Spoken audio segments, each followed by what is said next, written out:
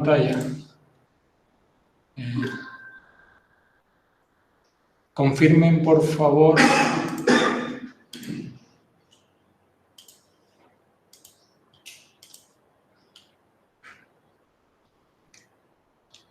Confirmen, por favor, cuando la pantalla se vea. Sí, se ve la pantalla. Vale, perfecto. Vale, Sandy, ¿puedo preguntar una cosa? Sí, venga, dígame. ¿Esta semana las clases problemas van a ser como la semana pasada? ¿Qué quiere usted decir? Quiero decir que si la clase de hoy va a ser la misma que la del viernes, la de problemas. No, la clase de problemas de... No, el viernes ya darán otras cosas distintas de esto. Esta clase que doy ahora de teoría y la de problemas es la última del módulo 1, ¿de acuerdo? La clase de teoría de hoy la repetirá Gara hoy por la tarde.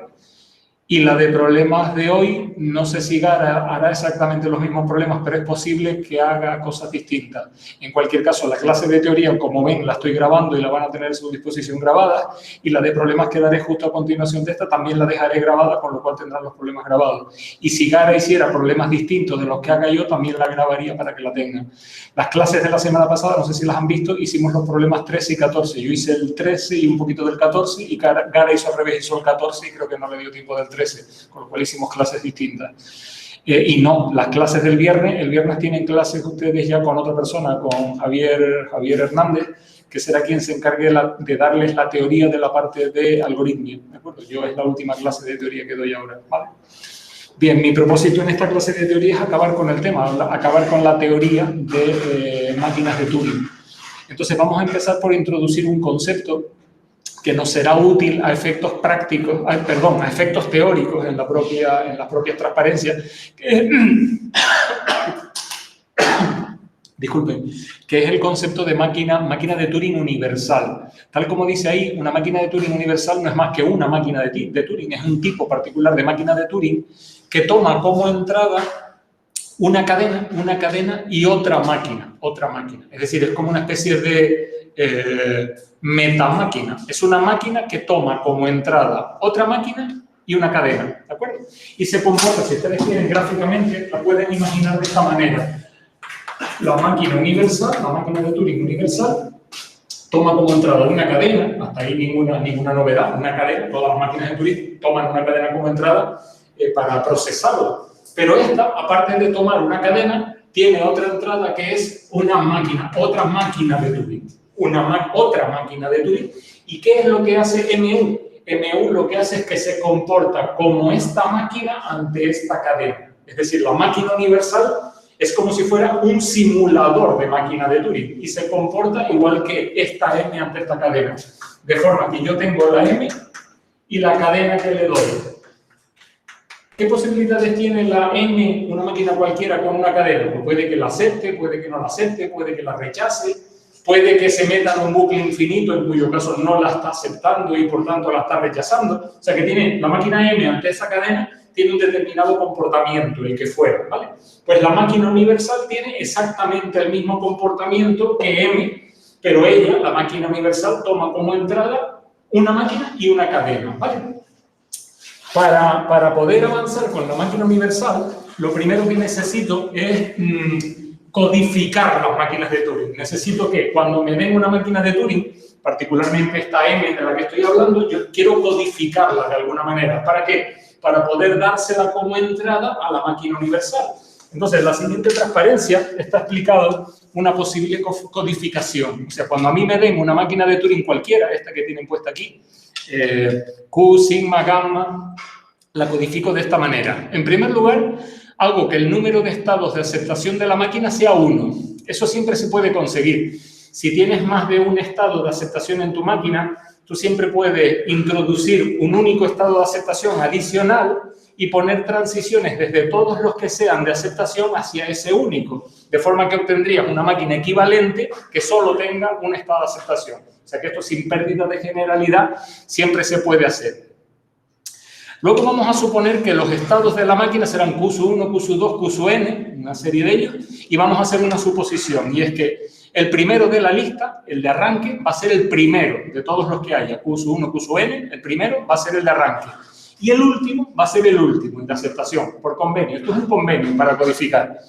Luego vamos a suponer que el alfabeto de cinta gamma tiene una serie de símbolos, A sub 1, A sub 2, hasta A sub M, todos los que quieran, M de Madrid, y voy a suponer que el primero de ellos es el blanco. El primero que pongo en la lista es el blanco, que es un símbolo especial, como ustedes saben, el elemento blanco. Y luego voy a utilizar, para codificar la máquina, voy a utilizar lo que se llamaría un código unario. Un código unario quiere decir que está basado en unos, en símbolos uno. Voy a utilizar solo dos símbolos, ceros y unos, ¿vale? El cero lo voy a utilizar como separador de partes, el cero. Y los unos los voy a utilizar para codificar todo lo demás. ¿Cómo codifico el estado Q sub 7? 7, 1, 1, 2, 3, hasta 7. ¿Cómo codifico el Q sub 6? 6, 1. ¿Cómo codifico el Q25? 25, 1 seguido. ¿Vale? ¿Se entiende? ¿Cómo codifico el A sub I? El iésimo símbolo de cinta, de aquí, de los de gamma. El A sub 1, pues igual, con un, por ejemplo, el A sub 3 sería 1, 1, 1, y así. Luego, los movimientos izquierda y a derecha, puedo considerar que izquierda es 1 y derecha 1, 1. Un 1 o 2, 1. Es un convenio, lo puedo hacer así o lo puedo hacer de cualquier otra manera. Pero en definitiva, ahora, ¿cómo me especifican a mí una máquina de Turing? Pues lo que me dan son todas las transiciones que tiene. Pues mira, aquí tienen dos transiciones, a título de ejemplo. Delta de Q2 a 3, Q3 a 2R. Podría ser esa cualquiera. ¿Qué pongo? Separador, 0, Q2, 1, 1. A3, 0, 1, 1, 1, el A3. Otro separador, 0, Q3, 1, 1, 1, A3, 0 para separador, A2, 1, 1, 0, 1, 1. ¿Entienden cómo estoy traduciendo a ceros y unos? Aquí he traducido una transición. Si en lugar de una tengo dos, pues aquí tengo otra. Y como ven, el 0 lo utilizo como separador, simplemente. Y voy a suponer que que una máquina de Turing empieza por 0, acaba por 0. Así, con esta codificación que les he propuesto, cualquier máquina se puede codificar mediante una representación binaria. Fíjense que yo podría hacer, me interesa imaginarlo, que yo podría decodificar unívocamente o sea, si yo cojo una secuencia de dígitos 0 y 1, yo le escribo 0, 1, 1, 0, 0, 1, 1, no, 2, 0. Por ejemplo, esto, si sigo escribiendo por aquí, ¿esto sería una codificación correcta? No, porque aparecen dos ceros seguidos. Luego eso ya no es una codificación correcta. ¿Qué otra característica tienen que tener los números binarios? Un número binario para que sea una máquina de Turing. Pues los números binarios al final representan transiciones. Y las transiciones son delta de Q sub I A igual a Q sub J B izquierda o derecha. Y aparecen 5 elementos. A sub I, el delta de Q sub I con el símbolo A sub J igual a Q sub J A sub R X, donde X es izquierda o derecha. Y hay 5 elementos. 1, 2, 3, 4 y 5. Y cada uno de esos 5 elementos está representado como una secuencia de unos. Luego, si me dan un número binario, ¿qué puedo buscar? Pues puedo buscar una especie de patrón que sería grupitos de unos. O sea, un grupo de unos, otro grupo. Por ejemplo, esta codificación, 0, 0, 1, 1, 1. ¿Eso corresponde con una máquina de Turing? No, porque solamente hay un grupo de unos, que es este que está aquí, y yo necesito 5 grupos de unos, ¿vale? Si les doy otro número, miren, 0, 1, 2, 1, 1, 1, 1, 1, otro, 1, 1, 1, 1, 1, otro, 1, 2, 3, 1, 1, 1, 1, 1, otro, ya tengo 1, 2, 3, 4, 1, 1, 1, 1, 1, 5, 1, 2, 3, 4 y 5 grupos de 1. Empieza por 0, acaba por 0. Esto sí es una máquina de Turing. Esto sí es una máquina de Turing codificada. ¿Qué máquina de Turing es? Es delta de Q sub 2. Delta de Q sub 2 con A sub 4 igual a 3 y 2, 5, a Q sub 5, 1, 2, 3, 4 y 5, A sub 5. No, esta ya no es una máquina de Turing. ¿Por qué? Porque el último grupo tendría que ser un movimiento izquierda o derecha. Tendría que ser o bien 1 o bien 1, 1. ¿Se siguen? O sea que este falla, ya no es una codificación. Pero si en lugar de esto hubiera tenido esto, 1, 1, 1, 1 es derecha, pues esta sería la transición que estoy codificando. Esa es la máquina de Turing. O sea que de ahí deduzco cosas. Esto es interesante, es un resultado teórico interesante, porque es como, no es como no, es como, tengo números binarios de los cuales algunos de ellos representan una codificación de máquina de Turing y otros no, ¿vale? Yo podría escribir un programa en C++ que, dado un número, te dijera, ¿eso es una máquina de Turing o no lo es? ¿De acuerdo? ¿Están de acuerdo conmigo que podría ser ese programa? Analizo mi cadena y miro a ver si el patrón, por ejemplo, si no empieza por 0 y termina por 0, no. Si no tiene 5 grupos, no tiene que tener 5 grupos. ¿Cuántos tiene que tener?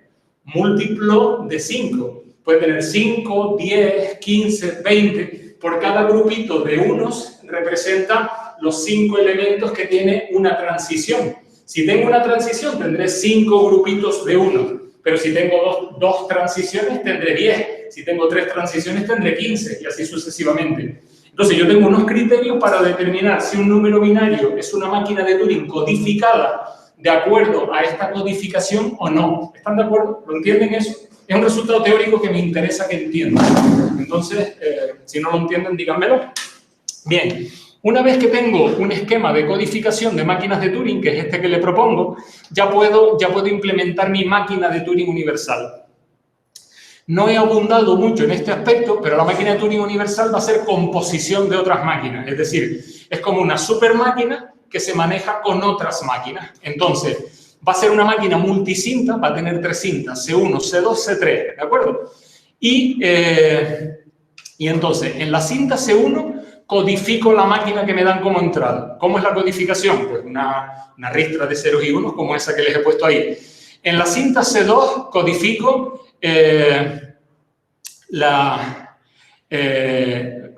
contiene la codificación con 0 y 1 del contenido de la cinta, es decir, la entrada de esa M, de esta cadena que les escribí antes, esta W que le voy a dar como entrada. O sea, yo codifico en la primera cinta la máquina, que le doy como entrada a M1. En la segunda cinta, la cadena que le doy como entrada.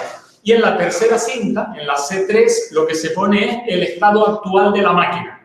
Y se arranca con un 1. El 1 corresponde con el Q sub 0, con el estado de arranque, ¿vale? Y entonces la máquina está todo el rato, esta super máquina, está todo el rato haciendo lo que dice esa transparencia que dice ahí. El modo de funcionamiento es, analiza y compara el contenido de las cintas C2 y C3, que son el símbolo actual y el estado, busca en C1 una transición para ese símbolo y ese estado, si lo encuentra, la ejecuta y sustituye en la cinta C3 el estado por el estado nuevo al que le lleva esa transición. Fíjense que es una acción sofisticada, porque la máquina de Turing tiene que hacer pues, muchas cosas que elementalmente son sencillas, pero en su conjunto representan algo complejo. Pueden visualizar, imaginar la máquina universal como una super máquina que se apoya en máquinas más pequeñas, que hacen y dicen, busca en esta primera cinta 5 unos seguidos y se lo encuentra a tal cosa, ¿vale? Bien. En cualquier caso, la máquina universal va a tener el mismo comportamiento que la máquina M a la que ella simula y que recibe como entrada, ¿vale? Bien, como les digo, la máquina universal, créanme, es viable, esto pueden profundizar en ello y ver cómo se construye, es un concepto teórico, no van a encontrarse nunca una máquina ni una de Turing normal ni en la universal, pero es un concepto que interesa imaginar que es viable, que es conceptualmente posible diseñar y créanme que lo es. La vamos a dejar aparcada por ahí porque en breve la utilizaremos, ¿de acuerdo?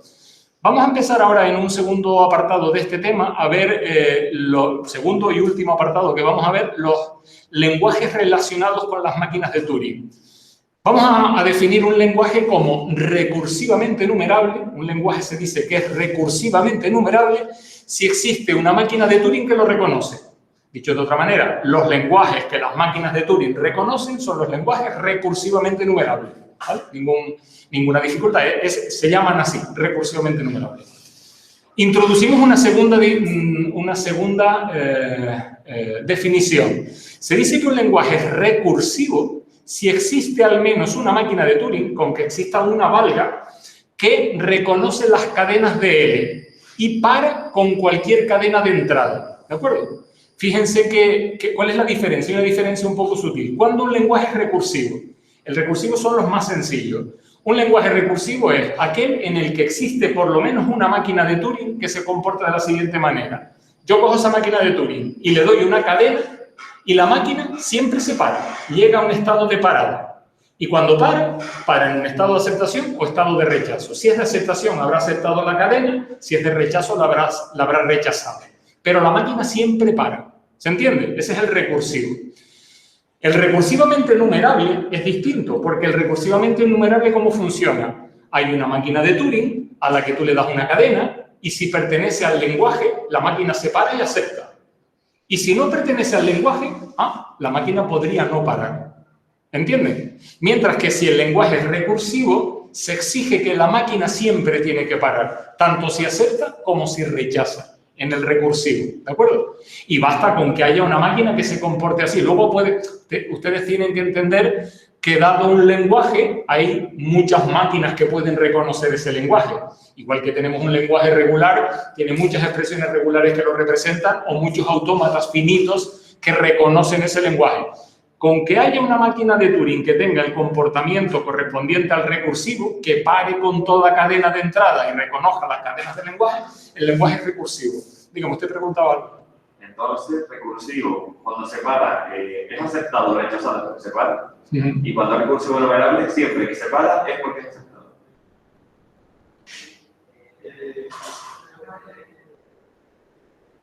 Cuando es recursivamente enumerable, es posible que la máquina se pare y rechace. Es posible que la máquina pare y rechace la cadena. Pero a lo mejor le da a usted otra cadena distinta, que no sea del lenguaje, y la máquina pudiera no pararse nunca. O sea que no siempre va a no pararse, ni no siempre va a pararse, sino cabe la posibilidad de que cuando le dé con las cadenas que pertenecen al lenguaje, ahí no hay problema, porque ambos tipos de lenguaje son iguales. Cuando le doy cadenas del lenguaje, ya sea recursivo o recursivamente enumerable, la máquina que lo reconoce arranca y para en un estado que es de aceptación y acepta la cadena, ¿vale? Cuando el lenguaje es recursivo, si la cadena que le doy no pertenece al lenguaje, también tengo la garantía de que la máquina se va a parar y aceptará, ¿vale?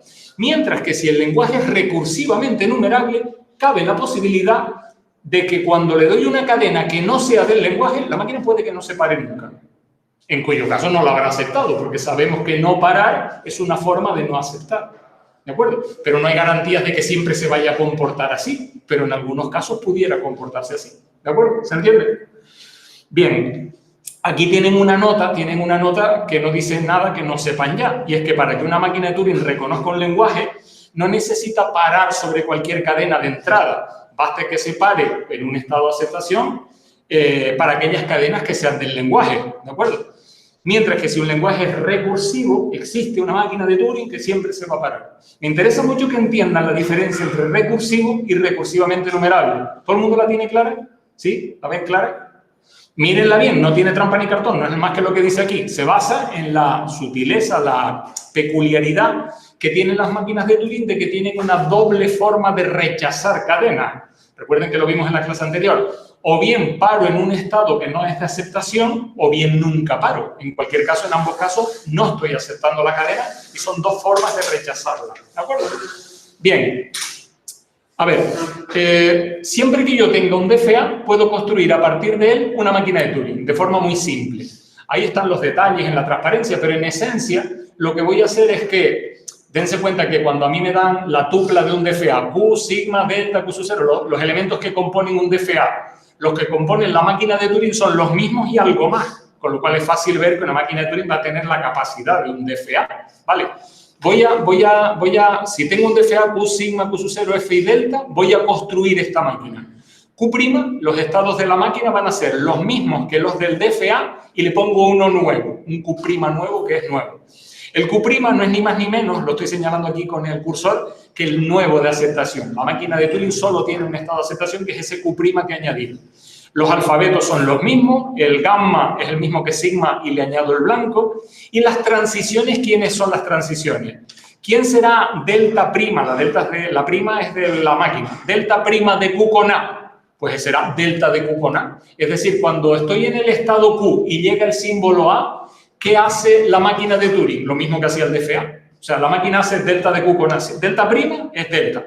Solo que la máquina, el símbolo que lee, el A, lo deja igual en la cinta y se mueve para la derecha. Es decir, ella no toca a la entrada, va moviendo para la derecha, ¿vale?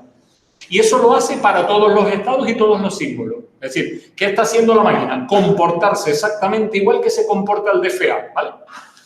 Y finalmente, ¿qué ocurrirá cuando acabe la entrada? La entrada es finita, tarde o temprano acabará y la máquina de Turing estará enfrentada ante esta situación. Delta' estará en un estado viendo un blanco. ¿Por qué está viendo un blanco? Porque la cadena se le acabó. Pues, ¿qué hará? Pasar al estado de aceptación, Q', que es único, suyo, si Q es de aceptación. Si el estado en el que está es de aceptación en el DFA, la máquina de Turing acepta la cadena pasando a su estado de transición, y si no, no. En definitiva, y se resume en 3 palabras, la máquina de Turing imita el comportamiento del DFA, con lo cual es fácil concluir que si un lenguaje es... Bueno, de hecho, eso es un teorema que está por aquí. Aquí dice que la máquina de Turing analiza su entrada de izquierda a derecha igual que hace un DFA, y surge un teorema. Si un lenguaje es regular, entonces el lenguaje es recursivo. ¿Recursivo cuál era? Recursivo es máquina que siempre para, ¿vale? ¿Por qué? Porque la máquina que yo he construido siempre se para. Recorre todos los símbolos de la cadena tirando hasta la derecha. Cuando llega al blanco dice, ¿el DFA está en un estado de aceptación? Sí, pues yo también acepto. ¿El DFA está en un estado que no es de aceptación? Vale, pues yo no acepto, me paro. Pero en cualquier caso la máquina siempre para, ¿vale? O sea que la máquina de Turing que hemos construido a partir del DFA es una máquina de Turing que siempre para. ¿Están de acuerdo? Tal como la hemos construido. Bien, pues entonces si un lenguaje es regular, es recursivo. Si un lenguaje es regular, hay una máquina de Turing que para ante cualquier entrada y reconoce las cadenas del lenguaje. Luego, los lenguajes regulares son un subconjunto de los recursivos. ¿Me siguen? ¿Sí? Vale.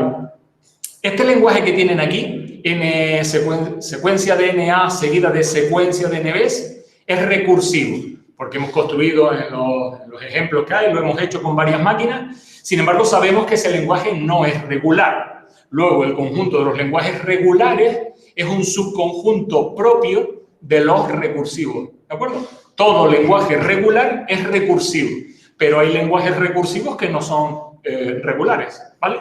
Es decir, el conjunto de los recursivos es más amplio que el de los regulares. Otro teorema, si un lenguaje es independiente del contexto, también es recursivo. Este no les voy a poner una demostración tan evidente porque habría que haber estudiado los autómatas con pila, que son los autómatas relacionados con los lenguajes independientes del contexto y no lo hemos estudiado. O sea que lo tienen que tomar como una especie de acto de fe. Pero créanme, si un lenguaje es independiente del contexto, también puedo construir una máquina de Turing que reconozca sus cadenas. Entonces, todo lenguaje independiente del contexto es recursivo. Tómenlo como axioma, como verdad revelada, como ustedes quieran, ¿vale? Pero es cierto, ¿de acuerdo? Otra cuestión, si dos lenguajes son recursivos, su intersección lo es. Recuerden, recursivos son los que tienen una máquina de Turing que para ante cualquier entrada y reconoce las cadenas del lenguaje. Si dos lenguajes son recursivos, su intersección también lo es. Antes de ponerme con este desarrollo, voy a llevarles 3 transparencias más adelante a una imagen visual que les va a servir de recordatorio de esto. Me voy a saltar esta transparencia y voy a ir aquí. Si los lenguajes son recursivos, L1 y L2 son recursivos, ¿eso qué quiere decir? Que hay sendas máquinas, M1 y M2, que reconocen las cadenas de ese lenguaje y que siempre paran. ¿Están de acuerdo? Si un lenguaje es recursivo, quiere decir que hay una cadena que hay una máquina que reconoce las cadenas de ese lenguaje y que siempre para, tanto si la cadena que le doy pertenece al lenguaje como si no, ¿vale? Pues si L1 y L2 son recursivos, vamos a llamar M1 y M2 a sus respectivas máquinas, las máquinas que reconocen a L1 y L2. Y voy a construir una especie de super máquina, que es esta que tienen ahí en el dibujo, que rodea a las anteriores y que tiene este comportamiento. La super máquina, yo le doy la cadena, por aquí, y la super máquina se la da a M1. M1 va a parar siempre. Cuando le dan una cadena, ella siempre para, porque es una máquina que reconoce un lenguaje recursivo, ¿vale?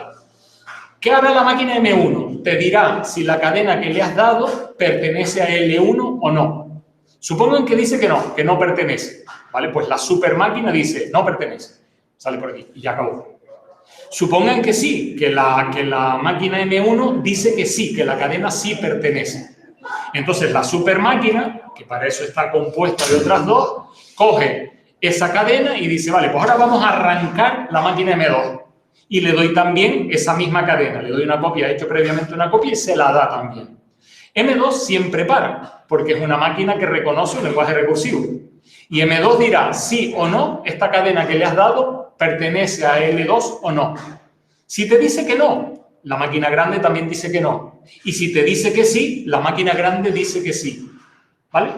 Con lo cual, ¿qué es lo que hemos construido? Hemos construido una super máquina, esta grande, compuesta de M1 y M2, que cuando dice sí, cuando la cadena M pasó por M1 y la aceptó, y también pasó por M2 y la aceptó. Luego, la cadena, ¿a quién pertenece? Pertenece a L1, porque M1 la aceptó, y pertenece a L2 porque M2 la aceptó, y M la está aceptando. ¿Qué cadenas está aceptando la supermáquina? Las de la intersección. Luego hemos construido una máquina de Turing que acepta las cadenas de la intersección. ¿Vale? Eso no es suficiente. La máquina, la supermáquina, la M, la grandota, la de fuera, siempre para. No hay forma de que esta supermáquina no pare. ¿Por qué? Porque M1 siempre para y M2 también para. Entonces, le damos la cadena a M1. Tardará el tiempo que quiera, pero ella me dice sí o no. Después, si me dice que sí, se la doy a M2. M2 tarda lo que quiera, pero tarde o temprano para. Luego, la grande también para siempre. ¿Están convencidos de que la grande siempre para? ¿Y están convencidos de que reconoce las cadenas de la intersección? ¿Vale? Si tengo una máquina de Turing que siempre para ante cualquier entrada y reconoce las cadenas de la intersección, es porque la intersección es un lenguaje recursivo. ¿Están de acuerdo? ¿Les he convencido? Bien, previo a esto, en las transparencias que me salté, ¿qué es lo que había? Hay una argumentación menos gráfica, más formal de esta misma demostración. La idea es la siguiente. Si L1 y L2 son recursivos, sean M1 y M2 las máquinas que reconocen L1 y L2 respectivamente, que existen puesto que son recursivos. Si W pertenece a L de M sub I para en un estado de aceptación. Fíjense que L sub I y M sub I son L1 y M1 o L2 y M2. Si la cadena no pertenece, M sub I parará en un estado que no es de aceptación. Son máquinas que siempre paran. Voy a construir una super máquina M, que es la que figuraba por fuera en el dibujo que vieron a continuación. Es una super máquina con dos cintas. Colocamos W en la cinta 1 y M hará una copia de ella en la cinta 2. Tiene en la cinta 1 una copia de la cadena y en la 2 otra copia. Hace una copia de cada. Y entonces lo que hace es que M se va a comportar como M1 en la cinta 1 hasta que M1 pare. Si M1 para en un estado que no es de aceptación, la máquina también para y rechaza. Y si la M1 para en un estado que es de aceptación, coge la copia que hizo de la cadena y ahora trabaja comportándose como M2 con la copia que tiene de la cadena, ¿vale? Y entonces, pues, lo que han construido es una super máquina M que basándose en la M1 y en la M2 tiene este comportamiento y acredita que la intersección es un lenguaje recursivo, ¿vale? Posiblemente me interesa que recuerden esta demostración un poco más formal, porque la misma demostración que se hace aquí se utiliza para varias otras demostraciones que hay a continuación. Pero yo casi que me restringiré a mostrarles la demostración visual, por así decir, que es esta de aquí, ¿de acuerdo? Una super máquina compuesta de dos. ¿Me siguen? Bien, seguimos. Si un lenguaje es recursivo, fíjense que estoy con los recursivos, que son los que tienen una máquina de Turing que paran ante cualquier entrada. Si un lenguaje es recursivo, su complementario también lo es. ¿Cómo lo acredito? Pues es una cosa parecida a la que ya hicimos con los DFA. Es decir, construyo una máquina de Turing nueva que tiene como estados de aceptación lo que eran de rechazo en la primera y viceversa. Lo único que cambio es aquí, Q menos F. Como estados de aceptación de esta nueva máquina pongo los que no eran de aceptación. ¿Qué cadenas acepta mi nueva máquina? Los que la original rechazaba. ¿Y cuáles rechaza? Los que la original, dicho de otra manera, tengo otra máquina que para ante cualquier entrada y que reconoce el lenguaje complementario. Luego, si un lenguaje es recursivo, su complementario también. ¿Les he convencido? ¿Se entiende, no? Esta es sencilla también. Si un lenguaje es recursivo, su complementario también lo es. Es lo que dice aquí. Digamos que esta sería la representación gráfica de esa supermáquina. El lenguaje recursivo, luego hay una máquina que siempre para, la llamo M. ¿Cómo es M'? M' hace lo contrario de lo que haga M. Si M dice sí, M' dice no. Si M dice no, M' dice sí. Decir sí o decir no significa aceptar o rechazar. Sí, la cadena pertenece al lenguaje. No, la cadena no pertenece al lenguaje. ¿Vale? Esta sería la demostración gráfica, si ustedes quieren. Hemos visto que si un lenguaje es recursivo, su complementario también lo es. Pero esto no es en general cierto para lenguajes recursivamente numerables. Para los recursivamente numerables esto no es cierto. Y vamos a verlo con una demostración. Hay un lenguaje recursivamente numerable para el cual su complementario no lo es. Un lenguaje que es recursivamente numerable, con que dé un caso en el que no, pues ya será cierto. Vamos a demostrarlo. Sea sigma un alfabeto. Sigma estrella es numerable, de modo que podemos enumerar las cadenas del alfabeto y llamarla la 1, la 2, la 3. Es un proceso que ya hemos hecho repetidas veces en la asignatura. ¿Recuerda? Voy escribiendo las cadenas de sigma estrella en orden creciente de longitud. Y para todas las que sean de la misma longitud, establezco un orden lexicográfico y digo, la cadena 0 está delante de la 1. Si mi alfabeto es 0, 1, utilizo o si son letras del alfabeto latino, pues la A va delante de la B delante de la C, establezco un orden.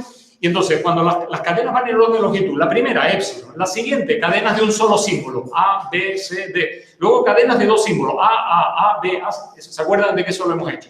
O sea que las cadenas de sigma estrella las puedo enumerar. W1, puedo decir, la primera cadena de sigma estrella, la segunda, la tercera, la cuarta, la puedo poner en orden, enumerarla, ¿vale? Las máquinas de Turing con alfabeto sigma, ¿recuerdan lo de la codificación? Yo codificaba las máquinas y mis máquinas eran números al final, eran números binarios, ¿vale? Había números binarios que representaban una máquina de Turing y había otros que no, ¿vale? Con lo cual, imagínense un experimento mental. Yo puedo tener una especie de oráculo, una especie de super máquina que va generando números, dice el 1, el 2, el 3, el 4, y los escribe en binario, ¿vale?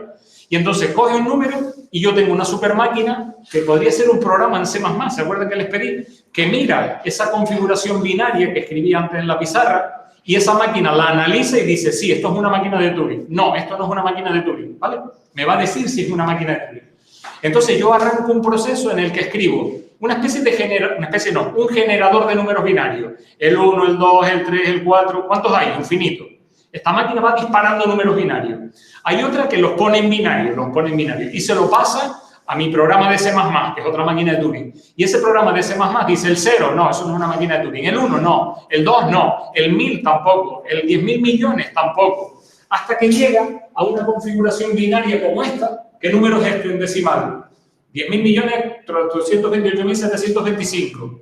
Y la máquina de Turing dice, sí, esa es una máquina de Turing. Esa sí, esa te ha dicho que sí, pues te la anotas. Te la anotas y dice, esa es la M1. Esa es la primera máquina de Turing con ese alfabeto. Sigues disparando números y tarde o temprano este oráculo dice, sí, esa también. Y las vas anotando.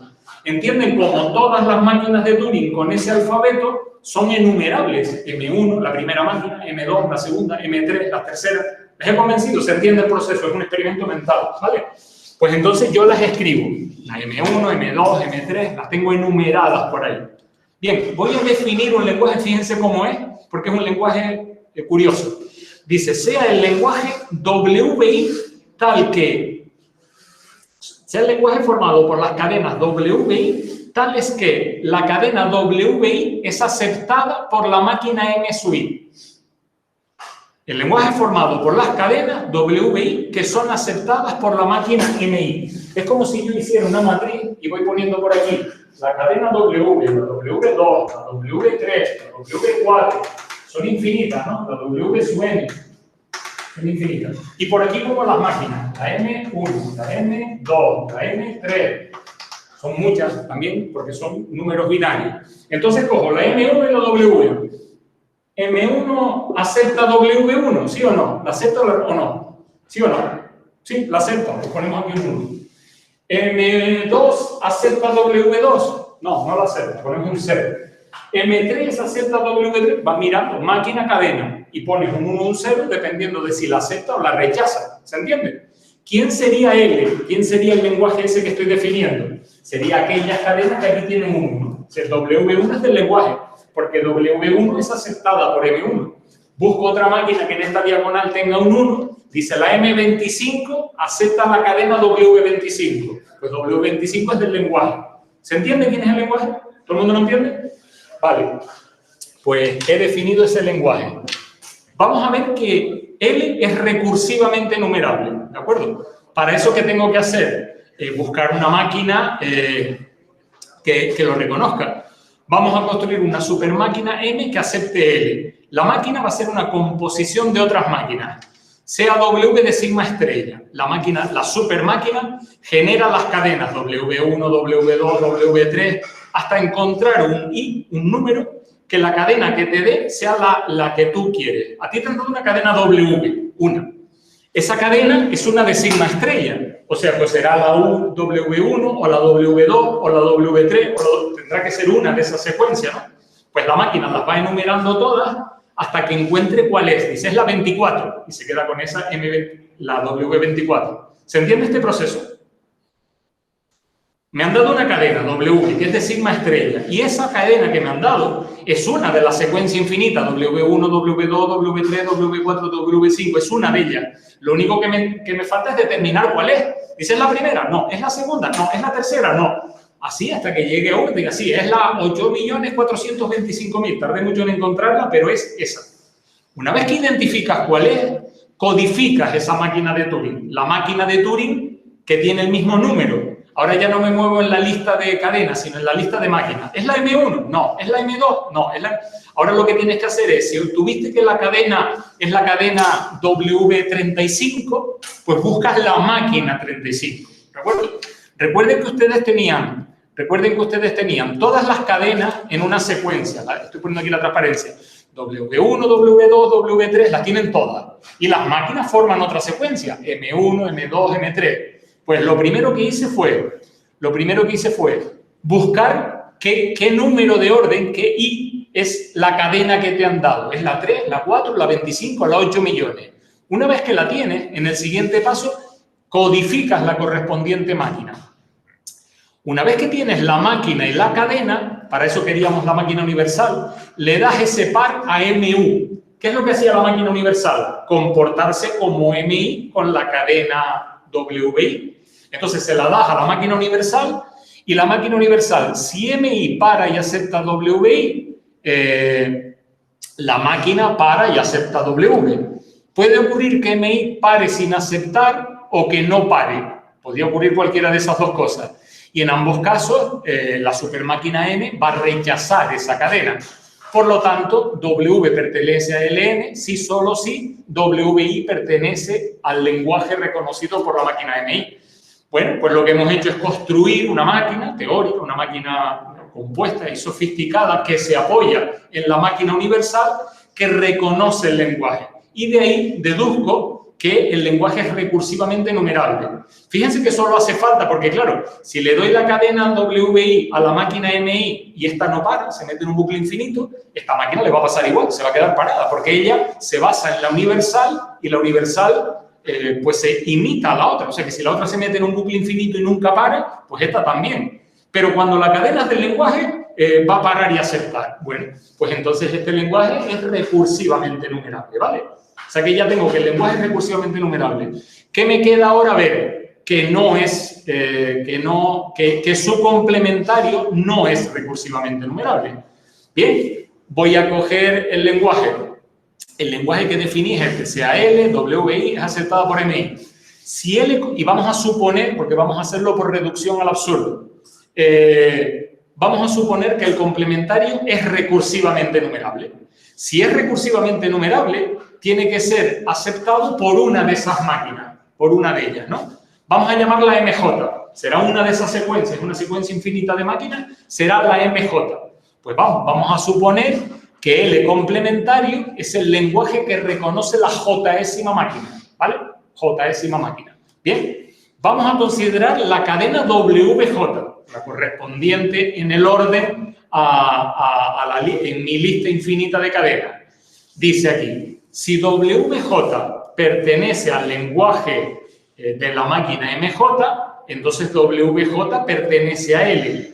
¿Por qué? Porque esta es la definición. W son el lenguaje es de aquellas cadenas que son aceptadas por su correspondiente máquina. ¿Se acuerdan? Y aquí dice, si la cadena WJ es aceptada por la máquina J, es como si en la diagonal aquella tuviera un 1, entonces WJ pertenece a L. ¿Están de acuerdo conmigo hasta aquí? ¿Sí? Pero entonces WJ no pertenece al complementario. ¿Están de acuerdo? Pero ¿quién es el complementario? L complementario. El complementario es L de MJ, es lo que habíamos dicho aquí arriba. ¿Vale? Entonces, fíjense, miren cómo empieza esta frase que está escrita con matemáticas. Si WJ pertenece a L de MJ, entonces WJ no pertenece a L de MJ. ¿En qué quedamos? ¿En que sí o que no? Está llegando una contradicción, es absurdo. Dice, si pertenece, entonces no pertenece. También, si lo abordan desde el otro punto de vista, dice, si no pertenece. Si WJ no pertenece al lenguaje que acepta la jésima máquina, entonces es que no pertenece a L, atendiendo a la definición de L. Recuerden que L era el lenguaje de cadenas que son aceptadas por su correspondiente máquina, ¿vale? Entonces WJ no pertenece. Si no pertenece a L, por definición tiene que pertenecer al complementario. Una cadena o pertenece al lenguaje o pertenece al complementario. Entonces WJ pertenece al complementario. Pero el complementario es L de MJ, es lo que dice aquí. Entonces dice, si W no pertenece a L de MJ, entonces W pertenece... En ambos casos llegas a un absurdo. Esta es una demostración... A mí esta parte de la asignatura es la que me parece más bonita, porque es una especie de juego, ¿no? Fíjense que todo el rato están trabajando con esto, con que sigma estrella es infinito, y entonces yo puedo escribir ordenadamente todas las cadenas de sigma estrella. La primera cadena, épsilon, la segunda, la tercera, la cuarta, la quinta, la septuagésima, la que hace el número de orden 800 millones, todas las que tú quieras. Porque sigma estrella es infinito, pero las puedo escribir en orden, a cada uno asignarle un número natural. Y con las máquinas, teniendo en cuenta la codificación que hemos introducido, puedo hacer lo mismo. Primera máquina, segunda máquina, tercera máquina, cuarta máquina. Son esta lista que tengo aquí. Y el lenguaje que he definido es ese, ¿vale?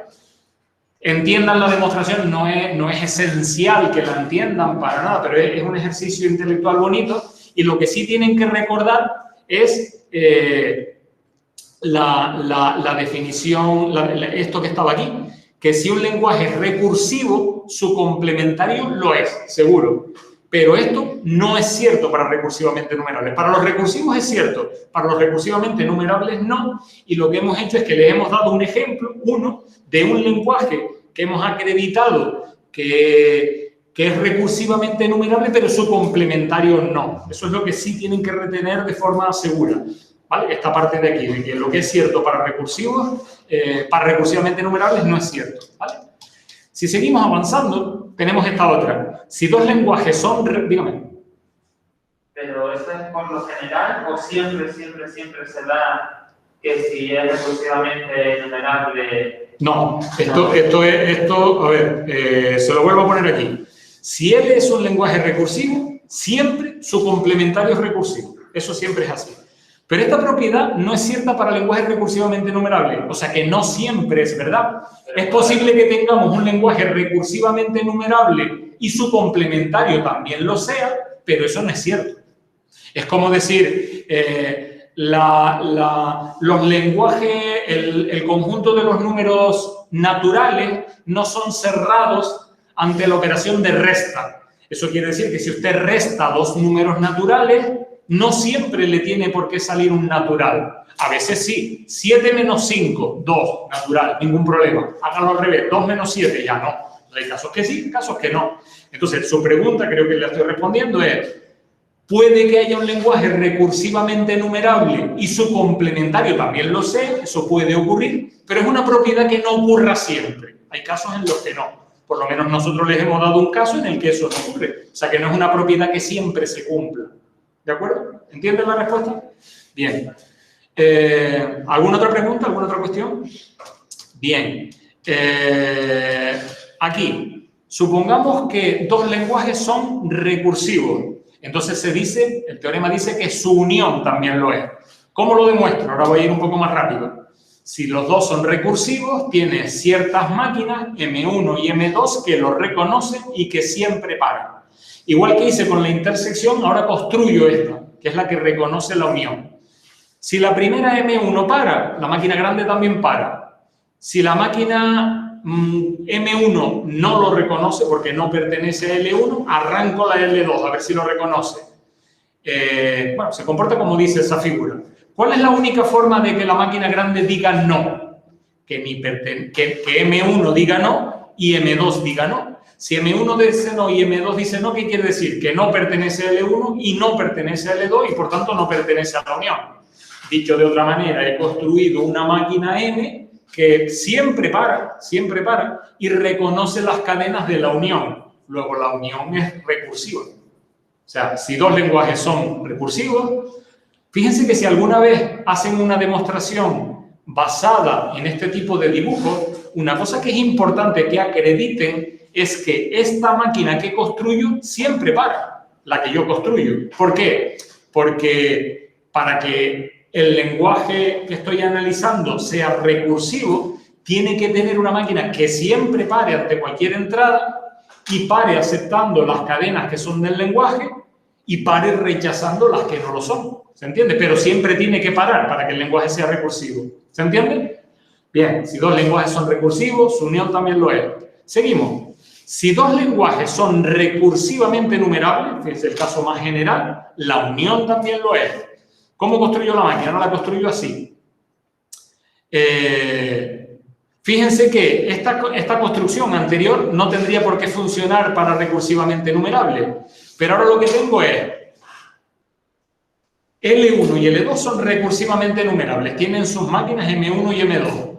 ¿Estas máquinas cómo se comportan? Como son máquinas que reconocen un lenguaje recursivamente numerable, reconocen las cadenas del lenguaje. Si le das una cadena del lenguaje, te va a decir sí. Si le das una que no es del lenguaje, puede que te diga que no o puede que nunca pare. Puede que te diga que no o puede que nunca pare. La que yo estoy construyendo, esta M' que figura en esa transparencia, esa se comporta igual. Le das una cadena y ¿qué es lo que hace ella? Ella le da la cadena a M1 y a M2. Desde que cualquiera de las dos acepte, ella también acepte. Y si ninguna de las dos acepta, ella tampoco va a aceptar. ¿La máquina M' se para siempre? No, podría no pararse, ¿vale? Pero en cualquier caso, si le doy una cadena que pertenece a cualquiera de los dos, a la unión, a M1, a L1 o a L2, mi máquina grande va a aceptar.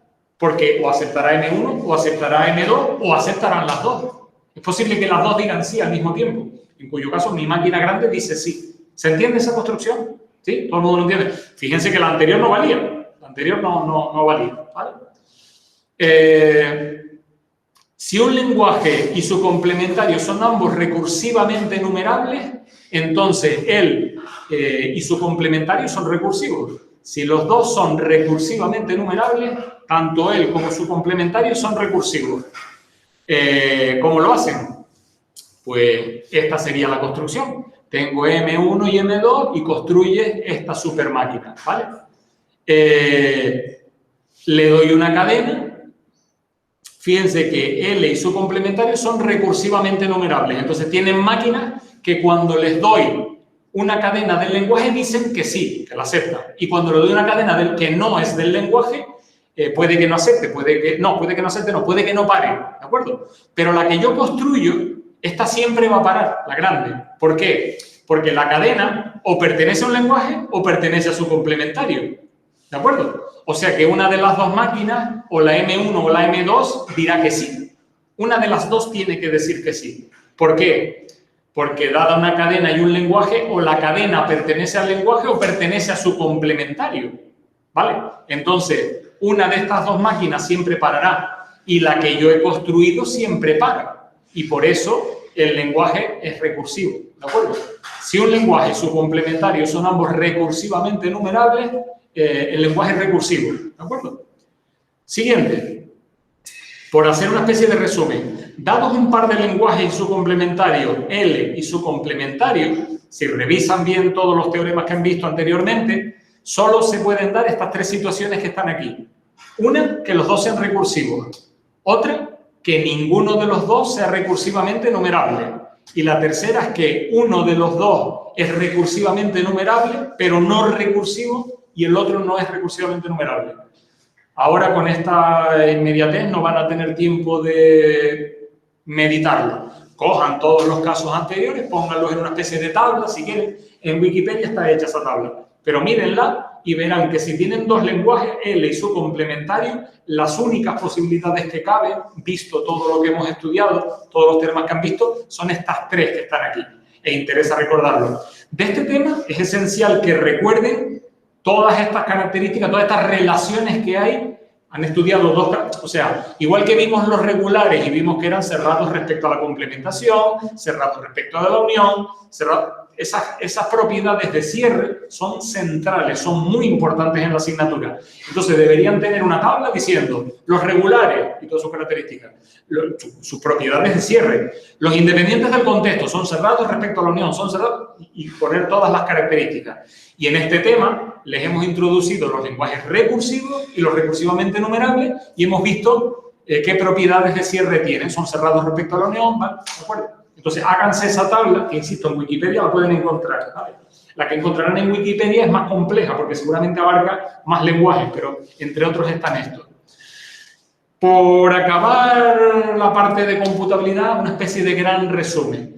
No las vimos prácticamente porque fuimos muy deprisa por ahí, que hay distintos tipos de gramáticas. Tenemos la gramática regular, las hemos estudiado, las gramáticas independientes del contexto, las hemos estudiado, lo que dice la transparencia ustedes ya lo saben, pero hay otros tipos de gramática. Una gramática no restringida, también se llama estructuradas por frase, tiene unas formas de producción un poco raras. Todo esto lo inventó naturalmente Noam Chomsky, el padre de toda esta teoría.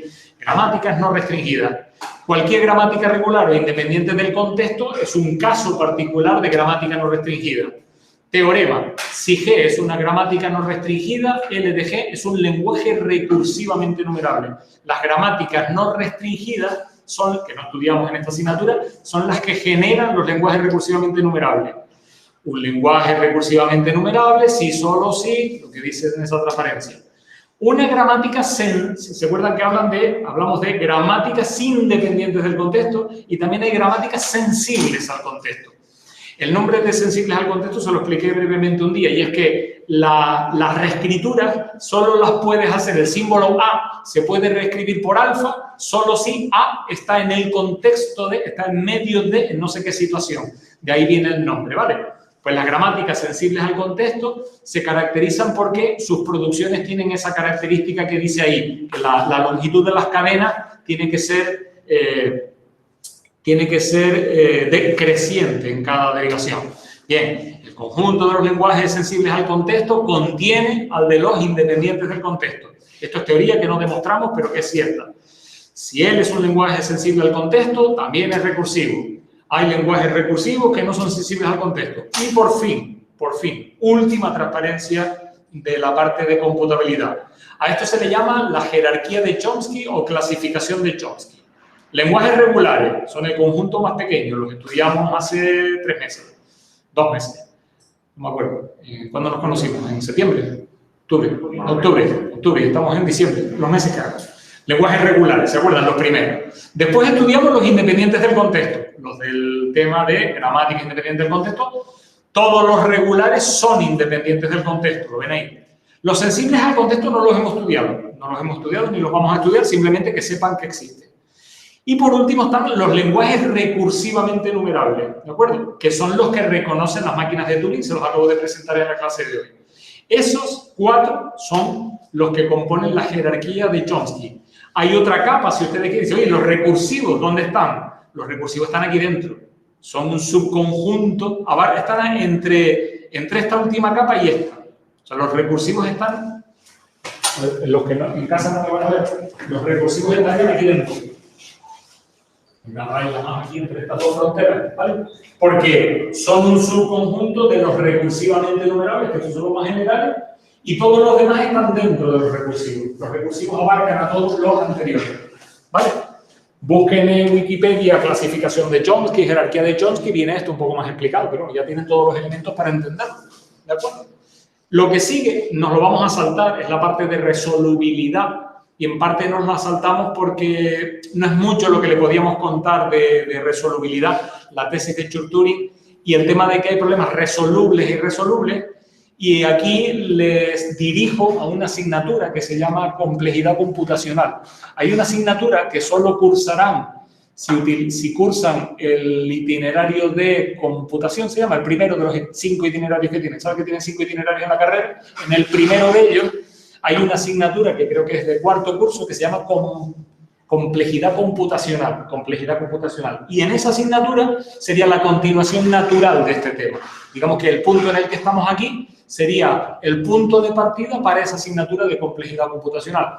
Con lo cual, si estos temas les gustan, son temas de carácter teórico. Esta es la teoría de la informática, por así decir. A mí me gusta mucho, es pero no sé si a ustedes les gusta o no. Si esta parte les gusta, esa asignatura continúa con la tesis de Church-Turing, los problemas resolubles y irresolubles. Por aportar algo a ese tema, casi que esta asignatura, cuando un estudiante de primero llega a la carrera, lo que cree es que la informática es fantástica y resuelve todos los problemas del mundo. Y en esta asignatura le damos la mala noticia de que no, de que hay problemas que aunque construyas el ordenador más potente del mundo, con una RAM del tamaño del planeta Tierra, digo más, del tamaño del universo, hay problemas que ese supercomputador que ni siquiera todavía existe va a poder resolver. ¿Por qué? Porque son irresolubles, son problemas que no tienen solución. Son problemas de mucho interés, teórico y práctico a veces. Todos los temas de criptografía tienen mucho que ver con esto. Los programas criptográficos lo que utilizan no son problemas irresolubles, son problemas muy difíciles de resolver. Con lo cual, si tú quieres desencriptar un código, lo que tienes que hacer es resolver un problema que en la actualidad se tarda decenios en resolver con los ordenadores más potentes del momento. Con lo cual, a efectos prácticos, dice, eso es una cosa que nadie puede hacer. Es un código que está encriptado, una comunicación que está encriptado con ese método de comunicación, a todos los efectos es secreto, es muy seguro porque nadie lo va a poder desencriptar, porque para desencriptarlo necesitaría resolver un problema no irresoluble, pero que a efectos prácticos hoy en día lo es. ¿De acuerdo? Insisto, si esta parte les gusta y les interesa, les remito a la asignatura de complejidad computacional de 4º curso en el itinerario de computación. Dicho lo cual, señores, si en casa alguien tiene alguna pregunta o quiere decir algo, voy a dejar de grabar ya la clase. La dejamos y se la colgaré.